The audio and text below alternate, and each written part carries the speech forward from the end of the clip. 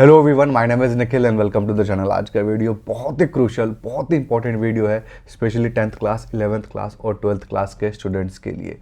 आप लोग में से बहुत सारे स्टूडेंट्स ऐसे हैं जो सोचते हैं कि हम अपने करियर की शुरुआत में ही एक अच्छा किक स्टार्ट कर लें, एक अच्छी नौकरी पा लें जो कि स्पेशली सरकारी नौकरी हो, या फिर सरकारी नौकरी ना भी हो तो एक ऐसा स्टार्ट हो जो कि ग्रेजुएट या फिर एक पोस्ट ग्रेजुएट स्टूडेंट के टक्कर का हो। तो आज के इस वीडियो में आपको ऐसी सरकारी नौकरी बताने वाला हूँ जो कि इंस्पेक्टर लेवल की सरकारी नौकरी है, जो कि ग्रेजुएट लेवल के स्टूडेंट के बराबर आपको बैठा देगी, सिर्फ और सिर्फ 12th पास क्वालिफिकेशन के ऊपर। कोई क्वालिफिकेशन की भी रिक्वायरमेंट नहीं होगी और सिर्फ मैं आपको बताऊं तो पॉजिटिव ही है इस नौकरी के अंदर, नेगेटिव बहुत ही कम चीज़ें हैं। तो आज की इस वीडियो में हम ऐसे ही नौकरी के बारे में बात करने वाले हैं, डिस्कशन करने वाले हैं। आपका मैथ वीक है, आपको दो लेवल के, आपको जिसको आइडिया नहीं है, सरकारी नौकरी के प्रोसेस में 2 साल 3 साल भी लग जाता है और 2 लेवल 3 लेवल के आपको एग्जामिनेशन देने पड़ते हैं, रिटन एग्जामिनेशन। तो वो सारा प्रोसेस हटा करके सिर्फ और सिर्फ सिंगल रिटन एग्जामिनेशन वाली नौकरी आज की वीडियो में बताने वाला हूं। वीडियो को पूरा देखिएगा, वीडियो को लाइक भी करिएगा, चैनल को भी सब्सक्राइब करिएगा अगर ये वीडियो से आपको थोड़ा भी फायदा मिला होगा तो आइए वीडियो को स्टार्ट करते हैं और देखते हैं हम लोग इस सरकारी नौकरी के बारे में। तो स्लाइड पे आ चुके हैं हम लोग। तो आज जिस नौकरी के बारे में बात करने वाले हैं वो है SSC stenographer grade C grade D, जिसकी 2023 की नोटिफिकेशन भी आउट है। जिन लोगों को इसके बारे में आइडिया है ना, थोड़ा सा वो भाग जाएंगे हो सकता है, लेकिन भागने की ज़रूरत नहीं है। आप इस वीडियो को देखिए, आपको भी फ़ायदा मिलेगा। आप ग्रेजुएट हो तो भी आपको फ़ायदा मिलेगा अगर आपको इस नौकरी के बारे में नहीं पता है तो आइए इसके बारे में देखना स्टार्ट करते हैं। सबसे पहले मैं इस नौकरी को 12th क्लास के लिए सबसे अच्छी सरकारी नौकरी क्यों कहता हूँ, या फिर ऐसे स्टूडेंट्स के लिए जो चाहते हैं कि थोड़ा ईजी तरीके से मेरे को सरकारी नौकरी मिल जाए, उनके लिए सबसे अच्छी क्यों है मेरे हिसाब से। तो आइए देखते हैं। तो साफ साफ लिखा हुआ है कि एसएससी स्टेनोग्राफर सबसे आसान नौकरी है। तो आसान तो बिल्कुल नहीं कहूंगा मैं, लेकिन आसान नौकरी है ये बाकी बहुत सारी नौकरियों के कंपैरिजन में जो इस लेवल की सैलरी देते हैं। इस लेवल की सैलरी देने वाली जितनी भी नौकरियां हैं उन सब में पूरे के पूरे देश में सबसे आसान नौकरी यही है। ये एक सच्चाई है। तो क्या क्या इसके अंदर अच्छी चीज़ें हैं जो मुझे पसंद है, जिसकी वजह से सरकारी नौकरी बहुत अच्छी है। सबसे पहले मैथ की ज़रूरत नहीं है। 12th पास बच्चा तो इसको भर ही सकता है इस फॉर्म को। कोई इसके अंदर क्वालिफिकेशन की भी रिक्वायरमेंट नहीं है कि साइंस चाहिए, कॉमर्स चाहिए। कुछ भी आपने 12th पास किया, करस्पॉन्डेंस से किया, अप्लाई आप कर सकते हो और मैथ का एग्जामिनेशन आपको देने की ज़रूरत ही नहीं। तो आपका मैथ वीक है तो यहाँ पर आपका काम चल जाएगा। सबसे प्लस पॉइंट, पहला प्लस पॉइंट जो मुझे लगता है। सेकंड प्लस पॉइंट इसके अंदर ये है कि एक सिंगल एग्जामिनेशन प्रोसेस से आप गुजरते हो। आप एसएससी सीएचएसएल से कंपेरिजन कर लो। सीएचएसएल जो है वो सेंट्रल गवर्नमेंट के मंत्रालय के अंदर, ये भी सेंट्रल गवर्नमेंट के मंत्रालय के अंदर नौकरी है, बट सीएचएसएल सेंट्रल गवर्नमेंट के मंत्रालय में क्लर्क लेवल की नौकरी है और ये स्टेनोग्राफर लेवल की नौकरी है। एसएससी सीएचएसएल की किसी भी नौकरी से आप कंपैरिजन कर लो, इसकी सैलरी ज़्यादा है, प्रमोशन का स्कोप भी ठीक ठाक है। तो आप ये समझ के चलिए कि एक सिंगल एग्जाम, जो कि सीएचएसएल में आपको 2 एग्जाम के प्रोसेस से गुजरना पड़ता है, यहाँ पर सिंगल एग्जाम से उससे भी ज़्यादा सैलरी आपको मिलने वाली है। सैलरी हमारा थर्ड पॉइंट है। अगेन थर्ड पॉइंट इसलिए है क्योंकि 4600 ग्रेड पे, 4200 ग्रेड पे, यानी सब इंस्पेक्टर जो होता है, दरोगा होता है, 4200 ग्रेड पे की नौकरी पकड़ता है और वो नौकरी करता है 10 साल तक, तब 4600 ग्रेड पे पहुंचता है। तो वो 4600 ग्रेड पे इंस्पेक्टर लेवल की पोस्ट आप डायरेक्ट यहाँ से बन सकते हो। तो ये भी एक बहुत अच्छी बात है। चौथा इसके अंदर बात है वो है कॉम्पिटिशन। आपके नॉर्मल में आपको बताऊँ, लास्ट ईयर का बात करूँ तो सीएचएसएल के अंदर 32 लाख बच्चे भरे थे, उससे पहले 38 लाख बच्चे भरे थे। और यहाँ का कंपटीशन है, हम लोग देखते हैं इसको डिटेल में, क्योंकि इसी पॉइंट के ऊपर सारा गेम है हमारा कि कंपटीशन इतना कम है। कट ऑफ एक हिसाब से देखा जाए तो काफ़ी कम जाता है, टफनेस भी पेपर की नॉर्मल है और आपका ओवरऑल एक्सपीरियंस काफ़ी ईजी हो जाता है इस नौकरी के लिए। लेकिन इसके अंदर एक ही प्रॉब्लम है, आपको बताऊँगा इस वीडियो में, बट सबसे पहले हम लोग अच्छी चीज़ें देख लेते हैं। सीएचएसएल 2022 की बात करें तो आप लोग के सामने है, जनरल कैटेगरी में सिर्फ 6,40,000 के आसपास बच्चे फॉर्म भर दिए थे। टोटल देखा जाए तो 32,35,000 के आसपास बच्चे फॉर्म भरे थे, ठीक है, एसएससी सीएचएसएल का, जिसमें 42% यानी 13,75,000 के आसपास बच्चे एग्जामिनेशन देने गए। तो आपको समझ में आया, टोटल 13.5 लाख के आसपास बच्चे एग्जामिनेशन देने गए, जो कॉम्पिटिशन है एक्चुअली। अब हम लोग देख लेते हैं स्टेनोग्राफर में क्या है सर। तो स्टेनोग्राफर का देखते हैं। तो सीएचएसएल का ये 2022 का है, इसके अंदर 38 लाख बच्चे गए थे। तो 32 ही नहीं, 38 लाख भी जाते हैं, तो बहुत बड़ा एग्जामिनेशन है सीएचएसएल। स्टेनोग्राफर में क्या होता है, तो आपके सामने है 2020, 2019 और 2018 का डाटा। अब 2020 में देखिए तो 5,12,000 बच्चे फॉर्म भरे थे, जिसमें से 1,12,000 बच्चे ही एग्जामिनेशन देने गए। वहाँ 42% अटेंडेंस था ना, यहाँ पर अटेंडेंस देखिए 25% के आसपास है। और वैकेंसी 850 थी। CHSL के अंदर भी आप 38,000 देख रहे हो ना, 38 लाख बच्चे भर रहे हैं, उसके अंदर वैकेंसी 2,000-1,500 के आसपास ही आ रही है, अब कोई बहुत ज़्यादा नहीं आ रही है। तो आप एक बार कंपटीशन लेवल देखो, 1,12,000, 1,21,000, 1,85,000, ये आपका कंपटीशन लेवल है इन कंपैरिजन विथ, आप देखो यहाँ पे 13,75,000। तो आपका 13 टाइम्स यानी 13 गुना कम कंपटीशन है एसएससी स्टेनोग्राफर में। तो सबसे इंपॉर्टेंट पॉइंट ये बन जाता है कि जितने भी वो बच्चे जो लगे हुए हैं एसएससी सीएचएसएल टॉप करने के लिए, सीएचएसएल में पूरा जान लगाए हुए हैं, वो यहाँ पर आपको मिलेंगे ही नहीं, देखने को भी नहीं मिलेंगे, वो आपके कंपटीशन में नहीं है। इतनी खूबसूरती है इस नौकरी की, और मेरे को पर्सनली ये नौकरी बहुत अच्छी लगती है।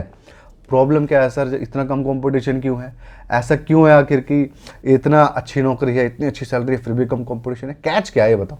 तो कैच मैं आपको बताता हूँ, इसीलिए मैंने कहा था ये वीडियो 10th, 11th और 12th के लिए बहुत अच्छा है, क्योंकि यहाँ पर आपको एक स्किल की रिक्वायरमेंट होती है इस नौकरी को पाने के लिए, जिसको हम लोग कहते हैं शॉर्ट हैंड। स्टेनोग्राफर जो होता है वो बेसिकली, एग्जाम्पल मैं आपको देता हूँ उसके काम का। जो आप एक मिनिस्टर के पास लग गए, तो मिनिस्टर ने जो भी भाषण दिया आप उसको ट्रांसक्रिप्ट करोगे शॉर्ट हैंड की भाषा में। आपके सामने मैं आपको रुको, आपको कोई भी इंग्लिश की भाषा दिखती है, आपको मैं जो भी कह रहा हूँ आपको मैं ट्रांसक्रिप्ट करने के लिए कह रहा हूँ, तो हो सकता है कि आप शॉर्ट में चीज़ें लिखते चले जाओ। तो उसी शॉर्ट की चीज़ों के लिए एक समझ के चलिए कि आप भाषा बना दी गई जिसको शॉर्ट हैंड बोलते हैं। तो जो शॉर्ट हैंड की भाषा है वो इस तरीके से डिज़ाइंड है कि उसको यूनिवर्सल बनाया जा सके। मतलब शॉर्ट हैंड की वो भाषा, कोई भी वो पेज पढ़े तो आप हो मैं हो, जिसको शॉर्ट हैंड आता है उसको वो समझ में आ जाए। तो एक पॉइंट होगा, पॉइंट का मतलब एक पूरा का पूरा वर्ड होगा, एक छोटा सा ऐसे आर्क बना होगा, उसका मतलब एक पूरा का पूरा फ्रेज हो सकता है। आप समझ रहे हो? तो शॉर्ट हैंड की टेक्निक को सीखना, मैं देखा हूं बच्चों को 3 महीने के अंदर भी महारत हासिल कर चुके हैं बच्चे, 3 महीने के अंदर भी मैंने देखा है। और ऐसे बच्चे भी देखे हैं जो 2-2 साल तक पढ़े हैं और अभी भी महारत हासिल नहीं है। और इस नौकरी के लिए महारत मैं नहीं कहूँगा एकदम चाहिए, लेकिन एक ठीक ठाक एक्सपर्ट लेवल का बंदा चाहिए इस नौकरी के अंदर, जिसको शॉर्ट हैंड चाहिए। अब आपको लग रहा होगा ये सर ये क्या स्किल इतनी भारी आप बता रहे हो चाहिए, तो ऐसा भाई बिल्कुल नहीं है। एक बार आप CHSL का फॉर्म भर लो, आपको आइडिया मिल जाएगा कॉम्पिटिशन का, अपने आप ही आप इधर आ जाओगे। तो आप 10th हो, 11th या 12th इसके अपीयरिंग बच्चे हो या पास्ट बच्चे हो, स्किल की खोज में हो कि भाई क्या करें, तो आप ऑनलाइन कोर्स उठा लो या ऑफलाइन उठा लो, जाके शॉर्ट हैंड का क्लासेस स्टार्ट कर दो, कोर्स उठा लो, ये फॉर्म भर दो और आप अपने ये एग्जामिनेशन। अच्छा एक और बात बताऊं, ये हर साल होता है एग्जामिनेशन, ऐसा नहीं कि पहली बार हो रहा है या दूसरी बार हो रहा है, हर साल होता है। तो आप इस बार शॉर्ट हैंड सीखोगे तो अगले साल भी काम आएगा, और इसकी उम्र भी 30 साल तक के बच्चे भर सकते हैं, तो आपको लाइफ टाइम काम आएगा। तो जो भी बच्चे सोचते हैं कि क्या स्किल लें सरकारी नौकरी की प्रोसेस को कम करने के लिए, तो शॉर्ट हैंड वो स्किल है जो मैं आपको कहना चाहूँगा। तो आप देख सकते हो छोटा सा यहाँ पर ये लिखा हुआ है ना, इसका मतलब आई है, आई हैव हो गया इसका मतलब, आई हैव बीन इसका मतलब हो गया, आई हैव नॉट बीन। देख रहे हो एक छोटा छोटा सा आपको लग रहा होगा डिज़ाइन बना हुआ है, लेकिन आप देखो इसका मतलब इतना बड़ा एक सेंटेंस भी हो सकता है, I could not have been. देख रहे हो, और यहाँ पर ऐसा लिखा हुआ लग रहा है कि उर्दू टाइप थोड़ा सा दिख रहा है। तो आपको समझ में आ रहा है कि शॉर्ट हैंड इस तरीके की स्किल है जो आपको आनी चाहिए इस नौकरी को अप्लाई करने के लिए, क्योंकि वो आपका स्किल टेस्ट लेंगे इसका। तो यही एक कैच है, बाकी ये नौकरी मुझे बहुत पसंद है, बहुत अच्छी लगती है। और जो भी बच्चे इस नौकरी के लिए, अच्छा इस वीडियो में हम नोटिफिकेशन निकला हुआ है, सारे पॉइंट्स पे हम लोग बात करेंगे, notification, eligibility, salary, exam pattern, syllabus, best किताब क्या है, कट ऑफ क्या है, हर एक चीज़ के बारे में बात करने वाले हैं। तो आप टेंशन मतलब पूरा वीडियो देखो, जो बच्चे इंटरेस्टेड हैं हर एक चीज़ के बारे में इन्फॉर्मेशन आपको मिलेगी। लेकिन जो बच्चे इसमें इंटरेस्टेड हैं, लग रहा है कि भाई मुझे एग्जामिनेशन क्रैक करना है, अब मैं सीरियस हूँ, तो यहाँ पर मैं आपके लिए मॉक टेस्ट लेके आया हुआ हूँ। मॉक टेस्ट आपके सामने है, कामयाबी एक्सप्रेस जो है उसका सेल लगा हुआ है टेक्स्ट बुक पे। टेक्स्ट बुक पास के बारे में जिसको नहीं पता मैं ये बता देता हूं, क्योंकि बहुत नए बच्चे भी इस वीडियो को देखेंगे। टेक्स्ट बुक पास एक ऐसा पास है जिसको आप परचेस कर लेते हो तो देश की ऑलमोस्ट जितनी भी सरकारी नौकरियां हैं सबका मॉक टेस्ट आप दे सकते हो, सिर्फ यही नहीं जितनी भी सरकारी नौकरियां हैं। तो ये टेक्स्ट बुक पास का मोटो है। तो इसके ईयरली पास के ऊपर सेल लगा हुआ है, आप लोग देख सकते हो। टेक्स्ट बुक पास 314 रुपए में मिलेगा 1 साल के लिए, और पास प्रो आपको लगभग 450 रुपए में मिलेगा। पास प्रो के अंदर बहुत कुछ एक्स्ट्रा फीचर भी है, एक्स्ट्रा प्रीवियस ईयर पेपर्स आपको मिलेंगे, जो मॉक टेस्ट आप दे सकते हो उनको रिपीट कर सकते हो, नंबर ऑफ मॉक टेस्ट भी आपके लिए बढ़ जाएंगे। तो पास प्रो काफ़ी अच्छा है, आपके पास पैसे हैं तो आप ये ले सकते हो, वरना आप टेक्स्ट बुक पास नॉर्मल वाला तो ले ही लेना। और निखिल कूपन कोड है NIKHIL। अच्छा इस सेल में आपको बता दूं 6 से 8 अगस्त के ही बीच में है, ध्यान रहे 6 से 8 अगस्त के बीच में आपको इसके बीच में ले लेना है। लेकिन आप बाद में वीडियो देख रहे हो तो भी कोई फर्क नहीं पड़ता, आप बाद में भी देख लेना, निखिल कूपन कोड यूज करना, कोई ना कोई सेल चल रहा होगा, डिस्काउंट आपको मिल ही जाएगा।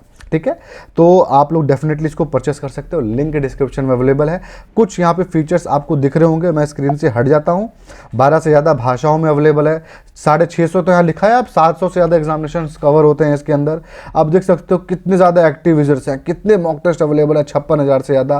तो बहुत कुछ फैसिलिटीज़ यहाँ पे आपको मिलने वाली है। लिंक डिस्क्रिप्शन में अवेलेबल है टेक्स्ट बुक पास का, आप डेफिनेटली परचेस कर सकते हो।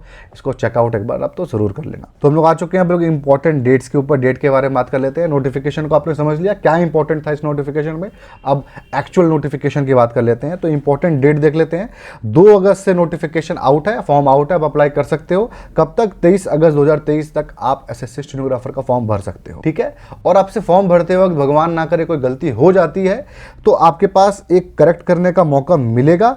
24 तारीख को फॉर्म खुलेगा, 25 तारीख तक यानी एक दिन के लिए आपका ये फॉर्म खुलेगा। आपको जो भी करेक्शन करना होगा आप कर लेना, एक्स्ट्रा फीस दे करके। एग्जामिनेशन की बात करें तो अक्टूबर 2023 में इसका आपका एग्जामिनेशन हो जाएगा। विंडो जो करेक्शन है उसका मैंने यहाँ पर आपको डेट दे ही दिया है। तो एप्लीकेशन फीस की बात करते हैं तो मात्र 100 रुपये एप्लीकेशन फीस है यहाँ पे। और अगर आप वुमेन हो, लड़की हो, तो आपके लिए फ्री है। आप SC ST फिजिकली हैंडीकैप्ड हो तो ये भी 100 रुपये देने की जरूरत नहीं, आपके लिए भी फ्री है। तो मेल कैंडिडेट जो जनरल OBC EWS के होंगे वो डेफिनेटली यहाँ पे अप्लाई कर सकते हैं। EWS का सर्टिफिकेट इस फॉर्म को भरने से पहले आपके हाथ में होना चाहिए, बाद वाला सर्टिफिकेट नहीं चलेगा। पहले बताता हूँ, SSC बहुत स्ट्रिक्ट है इस चीज़ के ऊपर। टोटल वैकेंसी कितनी निकली हुई? तो 1207 टोटल पोस्ट निकली हुई है इस बार। तो हम लोग देख लेते हैं 1207 जो टोटल है। देखिए, ग्रेड C और ग्रेड D 2 तरीके की यहाँ पे नौकरी होती हैं। ग्रेड C नौकरी जो होती है ये आपकी दरोगा लेवल और इंस्पेक्टर लेवल की नौकरियाँ यहाँ पर है, जिसकी पोस्ट आपकी टोटल 93 है, ठीक है, 93 है। और अगर आप बात करो ग्रेड D की, जिसके अंदर आपकी SSC CHSL लेवल की नौकरियां हैं, जो इसी का आपका कंपटीशन है, SSC CHSL 12th लेवल का ही नौकरी है, उसकी आपकी लगभग 1114 पोस्ट है, ठीक है। टोटल हमारी 1207 ही पोस्ट हो जाती है।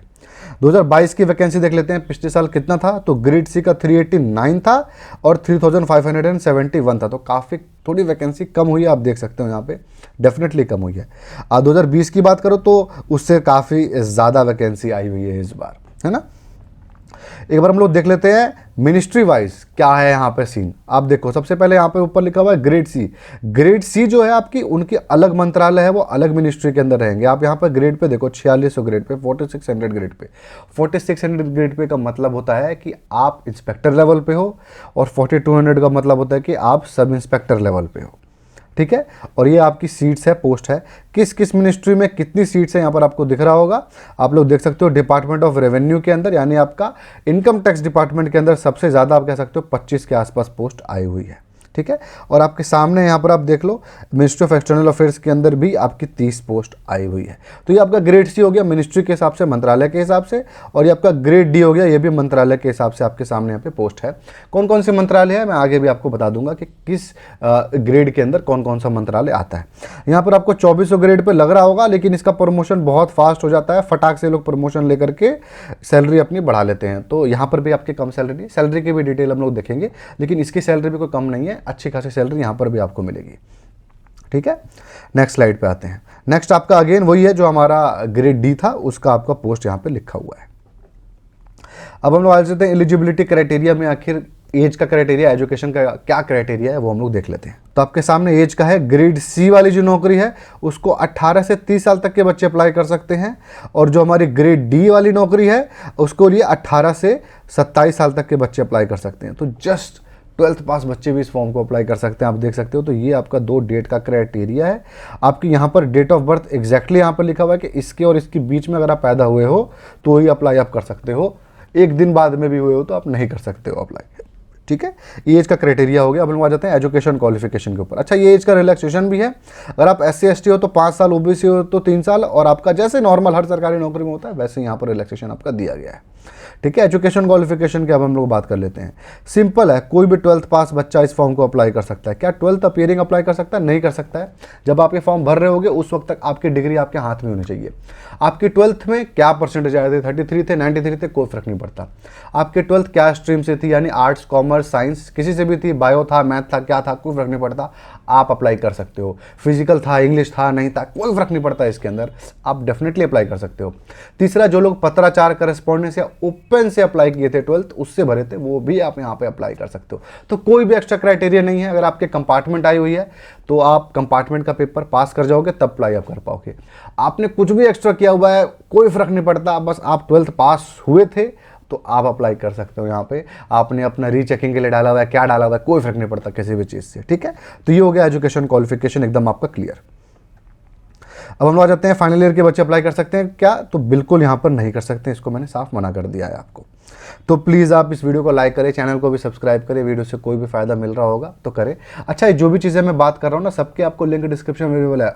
अप्लाई करने के लिए भी, नोटिफिकेशन डाउनलोड करने के लिए भी, हर एक चीज़ की लिंक आपको डिस्क्रिप्शन में मिल जाएगी। सैलरी और प्रमोशन की बात कर लेते हैं। सर सैलरी क्या होगी, प्रमोशन क्या होगा, देख लेते हैं।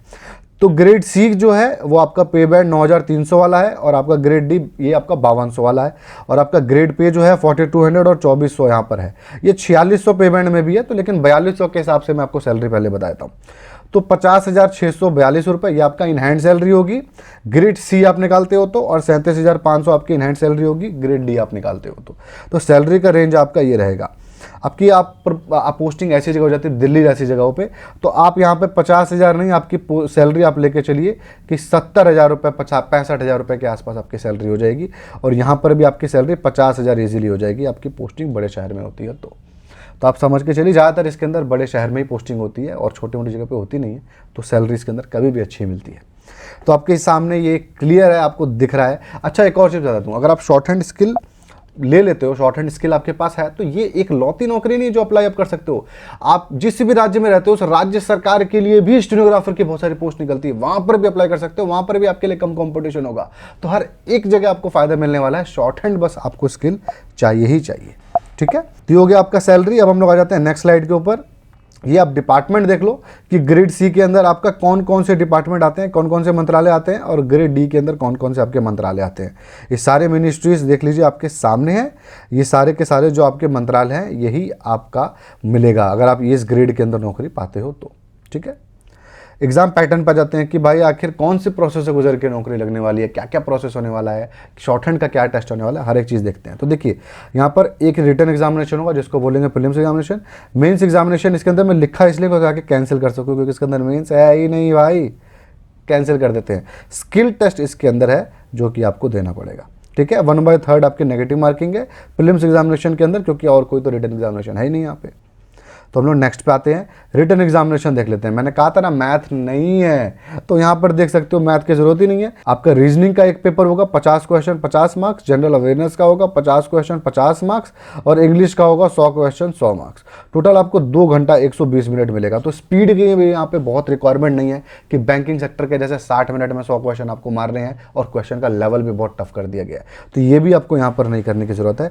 नेगेटिव मार्किंग आपको बताया था कि 1/3 है। या आपको पेपर इंग्लिश हिंदी दोनों में ही अटेम्प्ट करने का आपको ऑप्शन मिलेगा, लोकल लैंग्वेज में कोई ऑप्शन यहाँ पर नहीं मिलेगा आपको। हिंदी और इंग्लिश में से एक भाषा आपको आनी ही चाहिए। ये हो गया आपका रिटन एग्जामिनेशन। अब आ जाते हैं हम लोग स्किल टेस्ट के ऊपर। स्किल टेस्ट क्या होगा, जो लोग रिटन पास करेंगे उनको स्किल टेस्ट में बुलाया जाएगा। स्किल टेस्ट आपके सामने है, यहाँ पर क्या होगा आपको इसके अंदर होता क्या है, ऐसे आपको मोटा मोटी बताता हूँ कि आपको वहाँ जाओगे, आपको एक भाषा टाइप का वो लोग देंगे, उसको आपको शॉर्ट हैंड में लिखना होगा। 10 मिनट का भाषण होगा, उसको आपको शॉर्ट हैंड में लिखना होगा। फिर उस शॉर्ट हैंड को आपको स्पीच मतलब कि आपको टेक्स्ट में कन्वर्ट करना पड़ेगा, टाइप में, और वहाँ पे टाइपिंग की स्पीड भी आपको चाहिए और शॉर्ट हैंड की स्पीड भी चाहिए, मतलब लिखा भी आपने वो करेक्ट हो और टाइप किया हो वो भी करेक्शन उसके अंदर हो। तो ये प्रोसेस रहेगा आपका टोटल वहाँ पे स्किल टेस्ट में। यहाँ पर लिखा हुआ है आपका 10 मिनट का होगा, इंग्लिश या फिर हिंदी में। जब आप फॉर्म भर रहे होगे ना, तो भाषा चुनने के लिए पूछेगा, तो वो स्किल टेस्ट के लिए पूछ रहा होगा, रिटर्न के लिए नहीं। रिटर्न तो आपका दोनों भाषा अवेलेबल होगा वहाँ पे, आप चुन सकते हो इंग्लिश हिंदी, उसी वक्त पेपर दे रहे होगे तभी हर एक क्वेश्चन में आप चूज कर सकते हो, है ना, और कुछ नहीं है इसके अंदर। तो स्किल टेस्ट को अच्छे से देखते हैं। 10 मिनट का भाषण था, मैंने आपको बताया था, इंग्लिश या फिर हिंदी भाषाओं में। तो अगर आप ग्रेड डी के लिए अप्लाई कर रहे हो, इंग्लिश भाषाओं में आपका डिक्टेशन हुआ है, तो आपको 50 मिनट मिलेगा टाइप करने के लिए। आप स्पीड देखो, 100 वर्ड पर मिनट और 80 वर्ड पर मिनट की टाइपिंग स्पीड चाहिए यहाँ पर। तो ये रिक्वायरमेंट है। ये टाइपिंग स्पीड जो है, इसके अंदर एरर आप करते हो तो चलेगा, कुछ एरर एक इसके अंदर स्कोप है एरर का, लेकिन स्पीड तो इसके अंदर टाइपिंग की बहुत अच्छी खासी चाहिए, क्योंकि टाइप भी आपको भाषण उतने ही फास्ट करना पड़ेगा। तो आपको ये समझ में आया, आपको 50 मिनट मिलेगा। स्टेनोग्राफर ग्रेड डी हिंदी के लिए अप्लाई कर रहे होगे तो 65 मिनट मिलेगा। ग्रेड सी के अंदर सेम चीज़ के लिए आप देख सकते हो 40 मिनट मिलेगा। इसीलिए जो आपको 20 वर्ड का टाइपिंग स्पीड आ रहा है ना, 20 वर्ड पर मिनट का, वो इसी वजह से आ रहा है क्योंकि 10 मिनट कम मिल रहा है। और 55 आपको हिंदी के लिए मिलेगा ग्रेड सी के लिए, ठीक है। और ये आपका टाइम ड्यूरेशन बढ़ जाएगा अगर आप फिजिकली हैंडीकैप्ड हो। तो ये आपको टाइम ड्यूरेशन है जिसके अंदर आपको सारा का सारा स्किल टेस्ट क्रैक करना पड़ेगा। स्किल टेस्ट ही इसके अंदर मेन है। आप अभी से तैयारी में लग जाओ, 10th 11th 12th आपका जो भी है, 1 साल में आप इजीली कॉप अप कर लोगे, इजीली आप इसको स्किल को आप अटेन कर लोगे, जो कि बहुत ही नॉर्मल स्किल है मैं कहूँगा एक तरीके से। क्योंकि एसएससी सीजीएल आप क्रैक करने चले जाओ ना, पहले 3 साल ग्रेजुएशन कर लो, उसके बाद आप बैठ करके तैयारी करो, जो कि 1-2 साल तक नॉर्मल किसी स्टूडेंट से होता नहीं है। तीसरे या चौथे साल से निकलना शुरू होता है बच्चों से। तो ये 5 साल के प्रोसेस है, तो अच्छा है ना, पहले ये सारे काम कर लो और आप नौकरी पालो उठा करके उसी लेवल की। तो इसलिए मैं इसको अच्छा कहता हूँ। तो ये हो गया आपका स्किल टेस्ट। इसके बाद कुछ नहीं होगा, आप मेरिट लिस्ट में नाम आता है आपका तो आपकी सरकारी नौकरी हो गई स्टेनोग्राफर की। तो ये था सारा का सारा प्रोसेस। किताबों के बारे में बात कर लेते हैं। तो देखिए, किताब के बारे में ध्यान से मेरी बात सुनिए आप सबसे पहले, कि आपके पास सीजीएल की कोई किताब है, सीएचएसएल की किताब है, आपके पास कोई भी एसएससी की किताब है जो मैंने रिकमेंड की थी, तो आपको कोई किताब लेने की ज़रूरत नहीं, आपका काम चल जाएगा उसी किताब से। लेकिन आपको फिर भी किताब लेनी है तो मैं आपको दिखा देता हूँ, ठीक है। तो सिंगल किताब पहले दिखा देता हूँ आपको। ये आप ले सकते हो, अरिहंत पब्लिकेशन की है, काफ़ी ठीक ठाक लगी, सस्ती किताब भी है सीएचएसएल की। आपके पास दिशा वाली किताब थी तो वो भी अच्छी किताब है, वो आप पढ़ सकते हो उससे भी। वो और ये ऑलमोस्ट सेम है, इसका थोड़ा दाम कम हो गया तो इसलिए मैं यहाँ पर इसको रिकमेंड कर रहा हूँ, क्योंकि रेट भी हम लोग देखेंगे ना, बच्चों के पास पैसे भी नहीं होते हैं। तो ये आपकी दूसरी किताब है, ये भी अरिहंत की है, इसका भी रेट इकट्ठा रेट कम हुआ है, फॉर्म निकलते ही, इसलिए मैं इस किताब को रिकमेंड कर रहा हूँ। इन दोनों की लिंक आपको डिस्क्रिप्शन में मिल जाएगी। प्रैक्टिस सेट यहाँ पर आपको मिल जाएगा ग्रेड सी ग्रेड डी का, और पढ़ाई के लिए ये मिल जाएगा। 2 किताब से आपकी इस नौकरी का रिटन एग्जामिनेशन निकल जाएगा, मैं आपको बता रहा हूँ। अच्छे से प्रैक्टिस करोगे, इन दोनों किताब से आपका काम हो जाएगा। लेकिन भाई मैं स्टेनोग्राफर नहीं, सीएचएसएल की तैयारी भी करता हूँ, सीजीएल भी करता हूँ, बहुत सारी तैयारी करता हूँ भाई। ये प्रीवियस ईयर पेपर आप लो ना, तब इसके अंदर हर एक, आप हिंदी में हो तो ये वाला, ये बीच में से 8 किताब नहीं है, 4 ही किताब है। इसके अंदर मैथ वाला आपको लेने की ज़रूरत नहीं, क्योंकि स्टेनोग्राफर में मैथ नहीं आता है। ये 3 चीज़ आती है इसके अंदर। सारा एसएससी का जितना भी एग्जामिनेशन, जितने भी पेपर हैं, सब पेपर दे दिए हैं, और 50 से 60% पेपर रिपीट होता है, स्टेनोग्राफर का भी होता है। आंख बंद करके आप परचेस करो, कोई आपको टेंशन लेने की ज़रूरत नहीं है। यहाँ से आपको बहुत ज़्यादा पेपर में हेल्प मिलने वाली है, ठीक है। ये हो गया आपको, जो किताब आपको टॉप कर रहा है ना ये स्टेनोग्राफर का पेपर, तब आप ये किताब लेना। थोड़े पढ़ाकू हो तो और कई एग्जामिनेशन की तैयारी कर रहे हो तो सिर्फ एक एसएससी के लिए किताब आपको मतलब वर्थ नहीं रहेगा, क्योंकि पैसा ज़्यादा लग जाएगा आपका, ठीक है। पैसा हो तो वर्थ है, फिर तो पैसा है तो कोई बात नहीं। सिंगल किताब बता दिया, ठीक है ना। हिंदी वाले बच्चों के लिए भी यहाँ पर है, ग्रेड डी आपकी जो परीक्षा है उसके लिए गाइड है, ये भी अरिहंत की है, इसका भी रेट गिरा हुआ है, तो मैं आपको लिंक दे दूंगा डिस्क्रिप्शन में, आप डेफिनेटली परचेस कर सकते हो। अब हम लोग सिंगल किताब पे आते हैं कि आपको भाई मुझे एक किताब नहीं चाहिए स्टेनोग्राफर की, मुझको हर एक सब्जेक्ट की एक किताब आप बता दो, ताकि सारी की सारी नौकरियों की तैयारी इकट्ठा हो जाए। तो आप ये देख लो, रीजनिंग के लिए दिशा की ये किताब ले लो, एसएससी के लिए बहुत अच्छा, एसएससी रीजनिंग के लिए, और आपका बैंकिंग सेक्टर के अंदर भी काफ़ी काम आ जाएगा, और आपका रेलवे और एसएससी में तो पूरा ही काम आएगा। तो इसको आप आंख बंद करके कर लो। ये किताब क्वांट की रिकमेंड मैं नहीं कर रहा हूँ, क्योंकि क्वांट तो है ही नहीं, लेकिन आप एसएससी के लिए तैयारी करते हो तो आप यहाँ पे फास्ट ट्रैक ऑब्जेक्टिव या आप ले सकते हो। पता नहीं 6 साल से रिकमेंड कर रहा हूँ, बहुत अच्छी किताब है ये। इंग्लिश के लिए आप ये दोनों में से कोई किताब परचेज कर सकते हो, अरिहंत की है, दिशा की है, जो सस्ती होगी परचेस कर लेना, बहुत अच्छी किताबें हैं। उसके बाद भाई जनरल नॉलेज के लिए लूसेंट तो आपने लिया ही था भाई, ये नई किताब आई हुई है और मैंने इसको ऑर्डर किया है। मैं देखा इस किताब को, इंसाइक्लोपीडिया नया आया हुआ है, मैं इससे इतना इम्प्रेस्ड हूँ कि मैं क्या बताऊँ। लूसेंट तो मैं भाई देखने का मन नहीं कर रहा मुझे इस किताब के सामने। अगर आपको लूसेंट बोरिंग लगता है ना, तो इतनी खूबसूरत तरीके से इस किताब में वो सारी जानकारी दी गई है जो लूसेंट के अंदर है, कि इतनी खूबसूरती से मैं सोच भी नहीं सकता था भाई। बहुत मेहनत की गई इस किताब के अंदर। जनरल नॉलेज जो बच्चे नए हैं ना, अब भाई इस किताब को परचेस कर लो, अपने आप आपको मन करेगा पढ़ने के लिए। इतनी खूबसूरत किताब है, इतने कलर्स हैं, इतने फोटोग्राफ्स हैं, और जानकारी सारी की सारी है जो आपकी लूसेंट में है। तो बहुत अच्छी किताब है, मैं आपको दिखाऊंगा शायद एक आध वीडियो में, आपको मेरे पास पढ़ा हुआ है, मैं उसको पढ़ रहा हूँ, 2 दिन के आसपास मैंने पढ़ा है। बहुत अच्छी किताब लग रही है मुझे, मैं इसकी लिंक भी आपको डिस्क्रिप्शन में दे दूंगा, ठीक है। सिलेबस के ऊपर बात कर लेते हैं। सर सिलेबस बता दो, तो सिलेबस ये सामने नोटिफिकेशन में दिया गया था। आपका रीजनिंग का देख लो, अवेयरनेस का देख लो, इंग्लिश का देख लो, सेम आपका एसएससी सीएचएसएल की टक्कर का आप लगा लो, कुछ भी आगे पीछे नहीं है। ये हो गया आपका सिलेबस। कट ऑफ के बारे में बात कर लेते हैं। कट ऑफ देख लो आपके सामने है, कट ऑफ बहुत ज़्यादा जाता है ग्रेड सी का ग्रेड डी के कंपेरिजन में। अनरिजर्व मतलब जनरल वाली आपके पोस्ट के लिए। ईडब्ल्यूएस का आप लोग ज़्यादा पूछते हो, तो ये देखो ईडब्ल्यूएस और ओबीसी देख लो, तीनों में ही ज़्यादा अंतर नहीं है। तो बेचारे अब ओबीसी को भी कोई फायदा मिलता है नहीं, उम्र का छोड़ करके, उम्र का रिलैक्सेशन एक मिलता है, और ग्रेड डी के अंदर थोड़ा बहुत फ़ायदा देखने को मिल रहा है बस, ग्रेड सी के अंदर तो कोई खासा फ़ायदा नहीं मिल रहा है। तो ये हो गया आपका 2022-23 का कट ऑफ। आप पुराना कट ऑफ देख लो, पिछले साल का तो और ज़्यादा कट ऑफ था, क्योंकि आपको सीट्स याद है बहुत कम थी, इस वजह से यहाँ पे कट ऑफ आपका ज़्यादा था। तो इस साल आपका क्या कट ऑफ होगा, तो इसी के आसपास आप कट ऑफ लेके चलो, जो यहाँ पर आपको दिख रहा है यही कट ऑफ आप एक्सपेक्ट करिएगा, इससे आप कम कट ऑफ मत एक्सपेक्ट करिएगा, ठीक है। तो कुछ आपके डाउट थे क्या एक से ज़्यादा पोस्ट के लिए अप्लाई कर सकते हैं, एक ही आप पोस्ट है यहाँ पे, मतलब एक ही फॉर्म में अप्लाई कर दो, आप दोनों के लिए एक साथ कर सकते हो, ग्रेड सी ग्रेड डी दोनों का इकट्ठा आपका अप्लाई हो जाएगा। डिफरेंट स्टेट से अप्लाई कर, किसी भी राज्य से हो आप अप्लाई कर दो, ये सेंट्रल गवर्नमेंट की नौकरी है, ठीक है। फाइनल ईयर के बच्चे कर सकते हैं क्या, नहीं कर सकते। तो आपके कुछ डाउट होते हैं जो मैंने क्लियर कर दिए। भाई चैनल को आपको सब्सक्राइब करना है यार, वीडियो को लाइक करना है, आप लोग कम लाइक कर रहे हो, लाइक करो वीडियो को, ताकि इस चैनल को भी बूस्ट मिले और मेरे को भी अच्छा लगे। आप लोग लाइक कर रहे हो वीडियो को, अपने फ्रेंड्स और फैमिली से भी शेयर करो इस चैनल को, और आपको कोई भी फायदा मिला होगा ना, वीडियो को लाइक करो, चैनल सब्सक्राइब करो। ऐसे बहुत सारे वीडियोज़ मैं अपलोड करता रहता हूँ, और जो भी वीडियो को देख रहे हैं सबको थैंक यू।